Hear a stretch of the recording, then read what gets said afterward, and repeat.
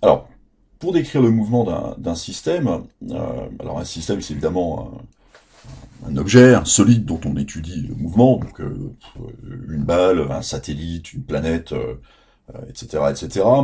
Il faut déjà savoir où se situe ce système. Euh, et donc c'est ce que va nous permettre le vecteur position, qui va donc nous donner, euh, eh bien, alors la position, en fait, l'endroit, en gros. Alors le vecteur position nous donne la position, évidemment, mais ce qui est important, c'est de comprendre que ça, c'est à l'instant t étudié. Donc on a parlé de l'instant, de la date, donc l'instant ou la date. Euh, alors pourquoi est-ce que cette précision semble importante? C'est parce qu'il faut bien comprendre que le point M varie au cours du temps. Donc c'est pour ça qu'on écrit ça M de t. Ça veut donc dire que la position du point M va varier au cours du temps. Et donc les coordonnées x, y, z aussi varient au cours du temps.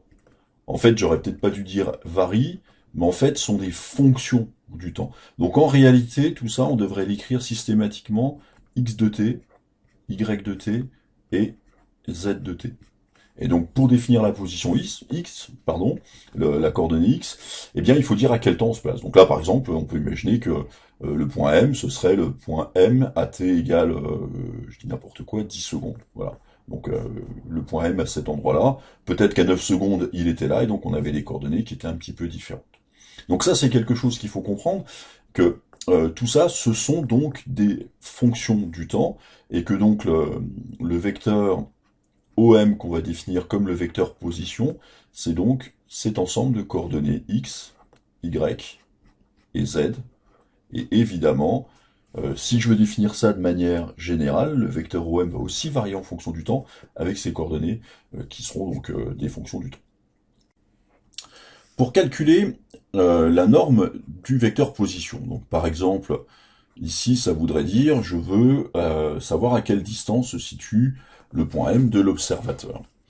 Euh, alors, on est sur de la 3D ici, c'est peut-être pas évident à voir, alors on va faire un petit schéma sur un mouvement dans un plan. Donc imaginons je suis dans les axes Y et Z, dans le système OYZ. J'ai mon point M qui est là. Donc si je dessine le vecteur position OM, oups, il me donne ça, donc ça c'est le vecteur OM, désolé pour la qualité du dessin. Ces coordonnées Y et, et Z, donc sont, si je projette le vecteur, voici donc la valeur de Y, à l'instant T considéré évidemment, la valeur de la coordonnée Z, à l'instant T, euh, étudiée. Alors évidemment ici, il faut remarquer que j'ai un angle droit qui est là, autrement dit un angle droit qui est ici.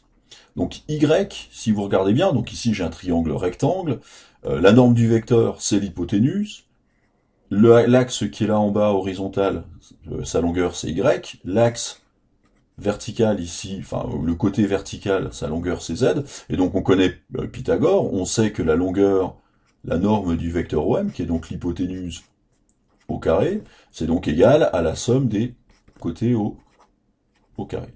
Donc si je veux calculer juste la norme, eh bien j'aurai la somme des côtés au carré, le tout sur la racine. Donc ce qui fonctionne en 2D, ça n'a aucune raison de ne pas fonctionner en 3D. Et donc ici, pour calculer la norme d'un vecteur, eh bien il suffit d'additionner ses coordonnées, y carré plus x carré, pardon, plus y carré plus z au carré, et de prendre le tout sous la racine.